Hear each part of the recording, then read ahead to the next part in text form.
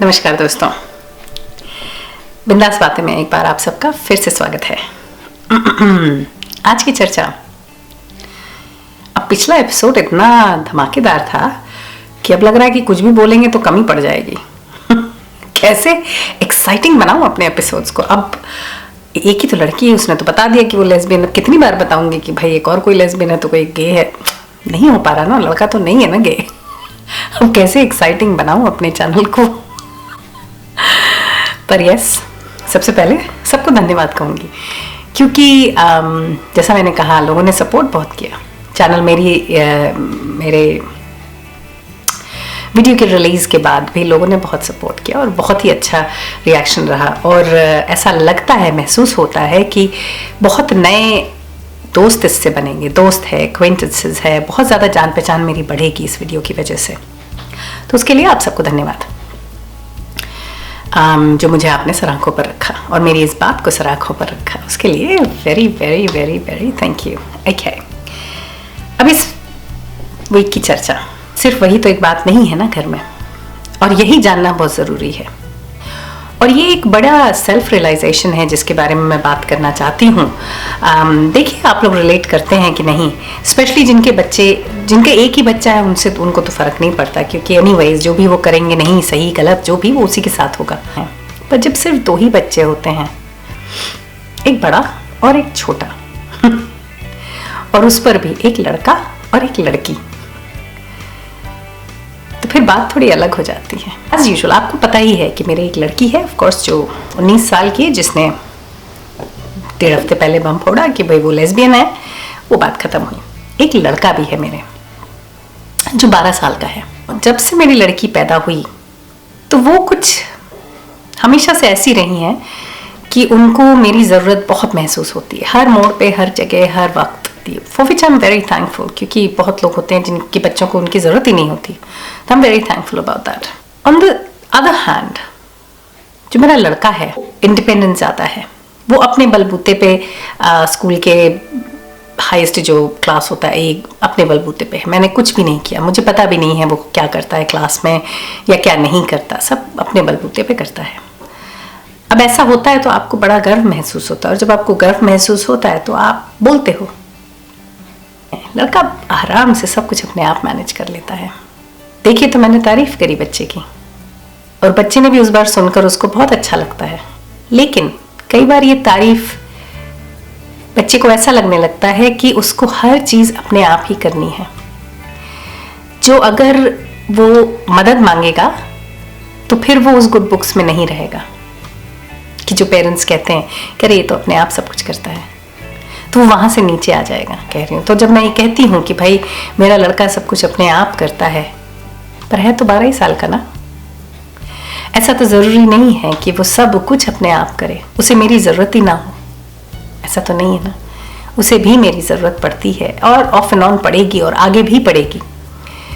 लेकिन बच्चे के मन में ये चीज़ आ जाती है कि मम्मा सोचती है कि I am very independent and I can do everything by my self. So may be अगर मैं कहीं फंस रहा हूँ तो कहीं ऐसा ना हो कि मम्मा सोचेगी ओ माय गॉड, ये भी दाउ टू ब्रूटस। मैं बताऊंगी कैसे मैंने ये महसूस किया, और फिर चर्चा को आगे ले जाएंगे, और फिर ये बताऊंगी मैंने इससे क्या सीखा। अभी कुछ ही दिन पहले की बात है, पर सीख बहुत जल्दी लेती हूँ मैं। पिछले दिनों मेरे लड़के को थोड़ा सर्दी जुकाम था, तो उनको कोविड का टेस्ट करवाया गया। टेस्ट के बाद फिर जब तक रिजल्ट नहीं आता आप जा नहीं सकते स्कूल, तो उनको 2 दिन की छुट्टी मिल गई। That was Thursday Friday. Monday Tuesday भी उनकी तबीयत नहीं ठीक थी, तो मैंने नहीं भेजा कि कल से स्कूल जाना, और वैसे भी लास्ट वीक है, इसके बाद फिर इनकी छुट्टियाँ हो जाएंगी। सवेरे से शाम तक तो नॉर्मल रहा, ठीक है।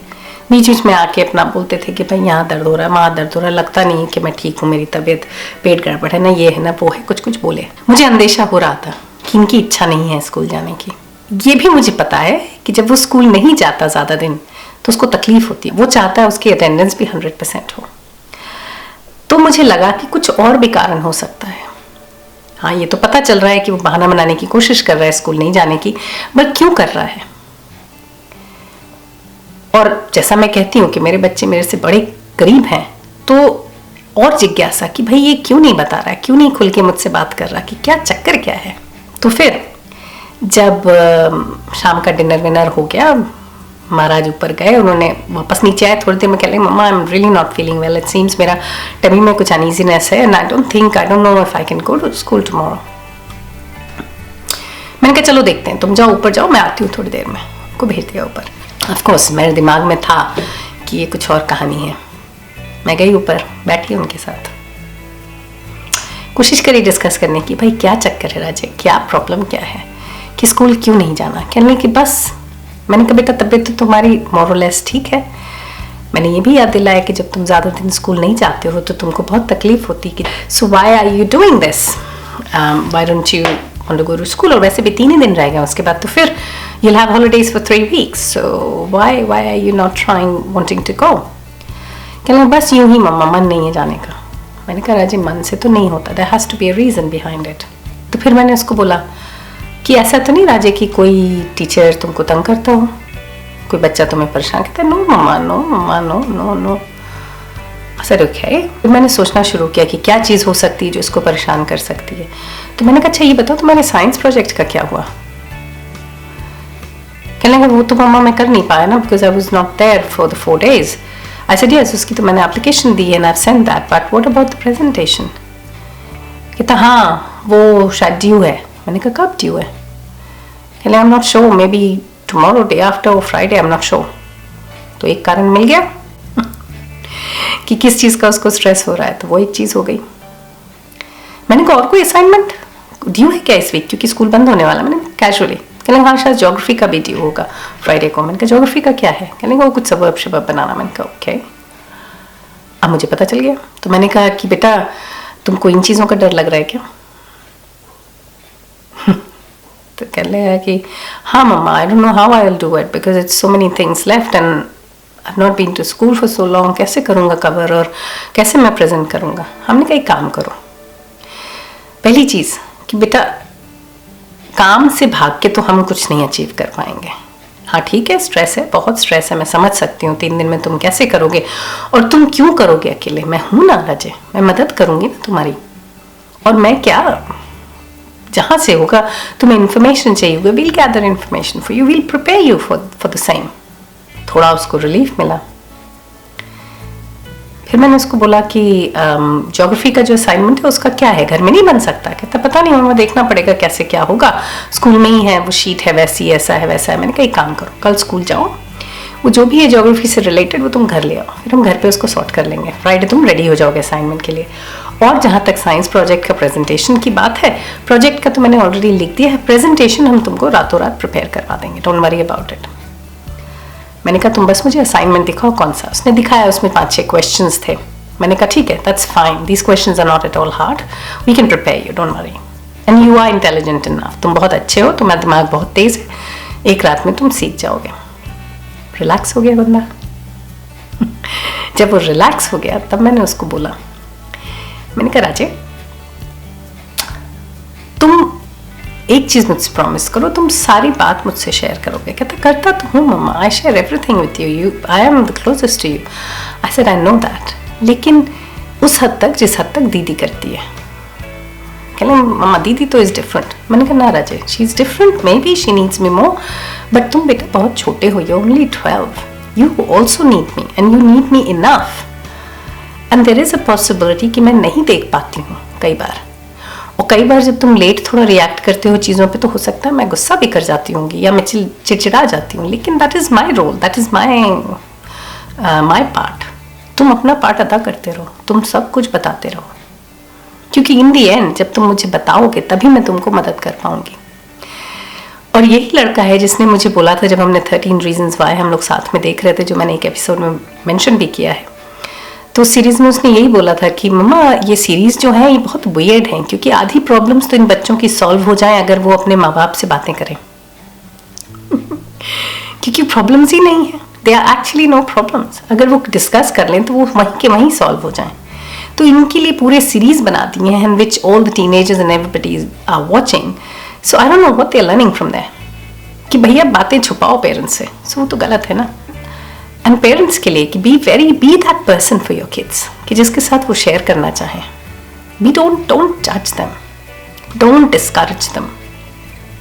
उनका नजरिया उनके तरीके से समझने की कोशिश करना बहुत जरूरी. तो मैंने बोला, तो मैंने कहा कि बेटा तुम सब कुछ मुझको बताया करो. तो कहने लगा मैं बताता तो हूँ मम्मा. मैंने कहा ना राजे, अभी अगर मैं नहीं इतना पुश करती तो मुझे कैसे पता चलता कि तुम्हारे 2 असाइनमेंट्स ड्यू हैं 3 दिन में, and you are nowhere near finishing them. तो फिर कैसे मैं मदद. कहती मम्मा मैं यूजली तो अपने आप ही कर लेता हूँ. हमने कहा yes, and we are very proud of that कि तुम सब कुछ अपने आप करते हो, you manage everything yourself, but when you need help you call out for help. और हम हैं यहाँ बेटा, every time I am here. कभी भी कोई जरूरत हो ऐसा कभी मत सोचो कि मैं नहीं हूँ या फिर I am only available for दीदी. नो, जरूर ऐसा हो गया, हो गई ना. But he got it. And then we sat and we had a big chat. फिर उसने मुझे वो असाइनमेंट की कॉपी दे दी, इनकी क्या करना है. And then the next day we sat together, we finished his assignment. आज उसका प्रेजेंटेशन है most probably, and he is fully prepared, so he is okay. और आज जब वो आएगा तो टुडे इज थर्सडे, टुमारो मेरा वीडियो भी रिलीज होना है, बट उनका रातों रात हम ज्योग्राफी प्रोजेक्ट भी फिनिश करेंगे टुगेदर. काटा की पीटी में दीदी भी को भी इन्वॉल्व करेंगे जो जरूरत पड़ेगी तो. But we'll manage, right. So that is my point कि कई बार क्या होता है कि जो हमारे कॉम्प्लीमेंट्स होते हैं बच्चों के लिए, वो बच्चों को प्रेशर में डाल देते हैं कि वो खुल के बच्चा नहीं रहता. उसको लगता है कि नहीं, मुझसे तो एक्सपेक्टेड है कि मैं ना समझदार हो जाऊं, मैं रिस्पॉन्सिबल हो जाऊं, मुझे सब मैं अपने आप कर पाऊं. तो फिर वो अपने आप अपने ऊपर ना वो प्रेशर्स डालने लगते हैं. एज इट इज आपको पता ही है कि पेरेंटिंग तो आई डोंट नो, इजी हार्ड की बात नहीं. क्योंकि मेरी एक दोस्त ने कहा था मुझसे किसी एक पेरेंटिंग पे जब पेरेंट्स वाला मैंने अडल्ट्स वाला रिलीज किया था वीडियो, तो उसने उसमें कहा था कि मुझे नहीं समझ में आता why parenting is considered so tough और सच टफ केक. इट्स नॉट कि बच्चा आ गया है तो पल भी जाएगा ही ना. ऐसा क्या है, जो होगा जैसा होगा देखते जाएंगे, करते जाएंगे. हाँ, maybe for some people it's that easy, but not for everybody. और दूसरी चीज़ ये है कि इस चीज़ को समझना कि आजकल बच्चे किस दौर से गुजर रहे हैं या कितना एक्सपोज्ड हैं, किन चीज़ों के लिए एक्सपोज्ड हैं, वो बच्चों पेरेंट्स को ज्ञान में रखना या अपने ध्यान में रखना बहुत ज़रूरी है. कि जब भी हम कुछ बोलते हैं तो उसका वो क्या असर होता है उन पर, वो भी देखना ज़रूरी है. इस वीडियो से मेरा मकसद ही यही है कि जो पेरेंट्स हैं जब बच्चों को तारीफ़ भी करते हैं तो ये समझें कि ठीक है बच्चा आपका बहुत अच्छा है, सब कुछ अपने आप करता है, लेकिन फिर भी वो बच्चा ही है और उसको आपकी ज़रूरत है. आज नहीं होगी तो कल होगी, कल नहीं होगी तो परसों होगी, कभी ना कभी ज़रूरत पड़ेगी. वो हर चीज़ अपने आप मैनेज नहीं कर पाएगा और उसको मदद की ज़रूरत ऑन एंड ऑफ रहेगी. तो ये जो मदद है ये आप अवेलेबल रखें, यानी कि आप खुद को उसके लिए हमेशा अवेलेबल रखें. और यही भाई कई बार क्या होता है कि आप सोचते हैं आप तो अवेलेबल हैं, लेकिन इस चीज़ की जानकारी बच्चे को देते रहें हर वक्त कि बेटा कोई चीज़ तो नहीं है पेंडिंग, बेटा कुछ है तो नहीं, कोई असाइनमेंट तो ड्यू नहीं है अगर तो बताओ कब ड्यू है. अच्छा वीक 9 में ड्यू है, ओके क्या करना है उसमें, ऐसा ऐसा, ओके तो what are we doing about it, are you in control, if you not you need my help, बोलो तुम्हें कुछ चाहिए हो तो मैं बताऊँ तो I can research with you.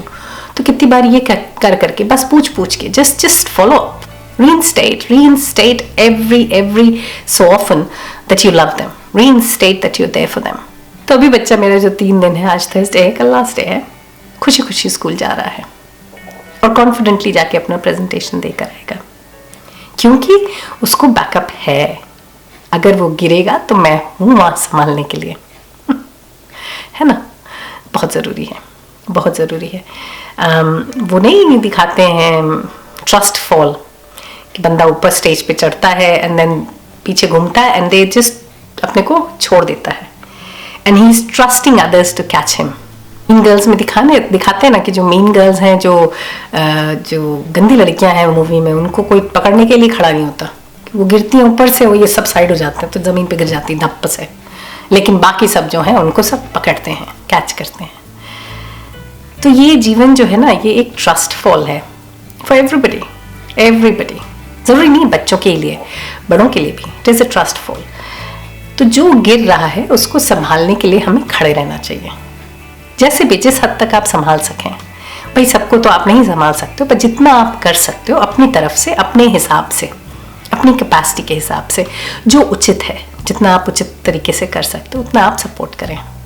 चलिए फिर आज के लिए सिर्फ इतना ही। अगले हफ्ते फिर मिलेंगे किसी और बात, किसी और चर्चा के साथ। तब तक देखते रहिए बिंदास बातें।